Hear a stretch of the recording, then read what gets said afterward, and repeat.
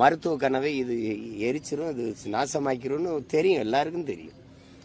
அப்படின்னு இந்த முறையே தப்பு. இதே அந்தப்பா வரும்போது வரவேற்றது இவங்க தான். இப்போ திடீர்னு மக்களுக்குள்ள எதிர்ப்பு இருக்கு. வேற மாநிலங்களில் இது மாதிரி இல்லை, நம்ம மாநிலத்தில் தான் அதிகப்படியான நம்ம பிள்ளைகள் இறந்து போயிடறாங்க. அண்மையில் கூட ஒரு தங்கச்சி இறந்து போயிட்டாப்ப.